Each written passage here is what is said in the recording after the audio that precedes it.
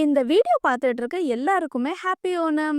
இன்னைக்கு கேரளா ஸ்பெஷல் அடப்பிரதமன் எப்படி செய்யறதுன்னு தான் பார்க்க போறோம். இதுக்கு முதல்ல ஒரு பாத்திரத்துல 1 கப் வெல்லம், 1/4 கப் தண்ணி சேர்த்து கரைச்சி எடுத்துக்கோங்க. அடுத்து இன்னொரு பாத்திரத்துல 1 கப் அரிசி மாவு, கொஞ்சமா உப்பு, 1 ஸ்பூன் சீனி, நெய், கொஞ்சம் கொஞ்சமா தண்ணி சேர்த்து மிக்ஸ் பண்ணி விட்டு கெட்டியாவும் இல்லாம தண்ணியாவும் இல்லாம ஒரு மீடியம் பதத்துக்கு மாவு கலக்கி வச்சுக்கோங்க.